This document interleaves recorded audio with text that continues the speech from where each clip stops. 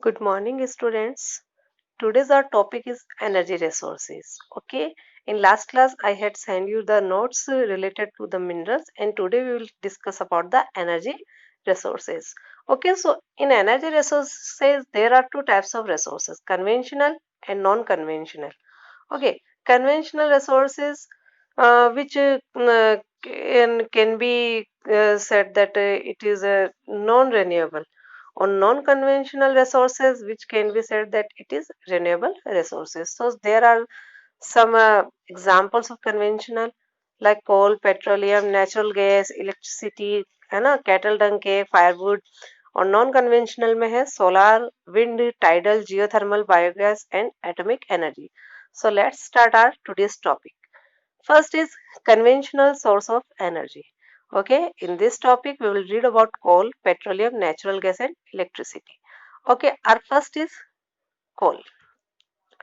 So in India, coal is most abundantly available fossil fuel. Okay, ये जो कोल है वो इंडिया में सबसे ज्यादा मात्रा में पाया जाने वाला अवेलेबल फॉसिल फ्यूल है. ओके, तो फर्स्ट में आता है टाइप्स ऑफ कोल. तो थ्री टाइप्स ऑफ कोल है: lignite, bituminous and anthracite. So here are the characteristics of this type of coal. Lignite, low grade brown coal which is soft with high moisture content, found in Neyveli in Tamil Nadu, used to generate electricity. Okay, low grade brown coal है जो कि soft है, high moisture है. और कहाँ मिलता है ये? नेवेली. नेवेली का है तमिलनाडु में. ओके, और इलेक्ट्रिसिटी को जनरेट करने के काम में लिया जाता है. सेकंड आता है bituminous, most popularly used coal used in smelting iron in blast furnace. Okay, most popular coal है, यूज किया जाता है. और कहाँ किया जाता है? जो स्मेल्टिंग आयरन स्मेल्टिंग इंडस्ट्रीज होती है वहां पे इसको काम में लिया जाता है. और anthracite is the high quality hard coal होता है.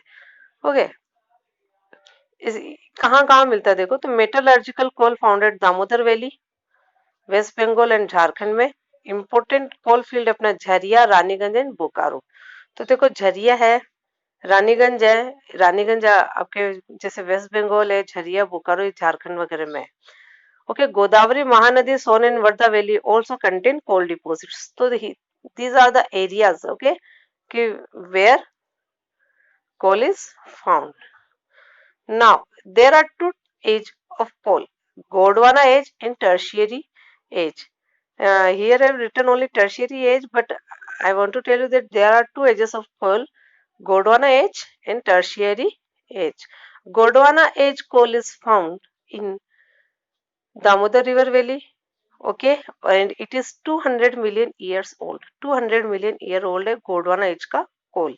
और जो टर्शियरी एज है इसका कोल है ये होता है 55 मिलियन ईयर्स ओल्ड. और ये कहाँ मिलता है? अपने नॉर्थन स्टेट्स जो अपने असम है, मणिपुर है, इधर अपने को मिलता है. Okay, now next petroleum. Petroleum, we know that what is the use of petroleum. तो देखो, petroleum refineries act as a nodal industry for synthetic textile, fertiliser, numerous chemical industries. इन सब के काम में ही आता है. जैसे फर्टिलाइजर्स है, अपने व्हीकल्स वगैरह है, और केमिकल इंडस्ट्रीज है, सिंथेटिक टेक्सटाइल है, इन सब में पेट्रोलियम को क्या किया जाता है? काम में लिया जाता है. इसके अलावा ल्यूब्रिकेंट्स और मशीनरीज, मशीनरीज में जो अपने काम में लेते हैं उसके अंदर भी काम में लिया जाता है. कहाँ मिलता है? टर्शियरी एज का है, यानी वही 55 मिलियन ईयर्स ओल्ड है. देखो इंडिया में मोस्टली जो अपने हैं कह सकते हैं ऑयल फील्ड है वो मुंबई हाई, गुजरात एंड असम यहाँ से निकलता है.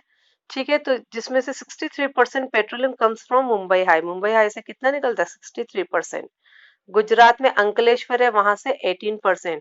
और असम में डिगबोई, नाहर काटिया, ओके, और मोरम, हुगरी जान, ये अपने ऑयल फील्ड है जहां से 16% निकाला जाता है. टोटल असम से कितना निकलता है? 16%, जिसमें डिगबोई जो है that is oldest oil field of India. सबसे पुराना वही है जहां से पहले ऑयल निकाला जाता था. Okay, now next natural gas. We know that it is environment friendly gas है. Okay, why? Because it is low carbon dioxide emissions. Low carbon dioxide से निकलती, इसलिए क्या है? एनवायरमेंट फ्रेंडली है. Use as CNG. In vehicles, और उसको CNG के रूप में किस में काम में लिया जाता है, व्हीकल्स में काम में लिया जाता है। कहाँ कहाँ निकलती देखो, तो Krishna Godavari basin, gulf of Cambay, Andaman and Nicobar island, Mumbai High, इन जगहों पे क्या निकाली जाती है, नेचुरल गैस निकाली जाती है। और उसको किससे ट्रांसपोर्ट किया जाता है, transported through the pipelines, pipelines के थ्रू इसको क्या किया जाता है, ट्रांसपोर्ट किया जाता है। And one more thing that Hazira Vijaypur Jagdishpur is the longest pipeline that transport natural gas from Hazira in Gujarat to Jagdishpur in UP. ठीक है, एक गैस पाइपलाइन बिछाई गई है इंडिया में जो है 1700 किलोमीटर लॉन्ग, सबसे लंबी पाइपलाइन है, जिससे क्या ट्रांसपोर्ट किया जाता है, नेचुरल गैस ट्रांसपोर्ट की जाती है। कहाँ से, हजीरा, हजीरा जो गुजरात में है, ये वाया विजयपुर, विजयपुर अपने एमपी, एमपी होते हुए कहाँ तक जाती है, यूपी, यूपी में कहाँ है, Jagdishpur. Okay, so this is the natural gas. Now next is electricity. Electricity per capita consumption is considered as an index of development. Okay, तो डेवलपमेंट के लिए ये है, इम्पोर्टेंट है। और देखा जाए तो टू टाइप से इलेक्ट्रिसिटी जनरेट की जाती है, hydro electricity and thermal electricity. Hydro electricity is generated by the force of water, जो वाटर होता है उसको तेज बहाया जाता है और टरबाइन पे गिराया जाता है, जिससे बनती है। तो यहाँ पे अपने दो तीन मल्टीपर्पज प्रोजेक्ट है, जैसे Bhakra Nangal Damodar valley projects generate hydro electricity. Second is thermal electricity. Thermal electricity क्या है, जिसके अंदर जो अपने कोल है, पेट्रोलियम है ना, नेचुरल गैस है, इनको जला के, इनको बर्न करके जो इलेक्ट्रिसिटी बनाई जाती है वो है थर्मल इलेक्ट्रिसिटी। और इसके पावर प्लांट सबसे ज्यादा है, और देयर आर, देखो we can see 310 thermal power plant.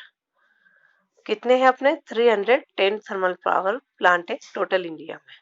Okay,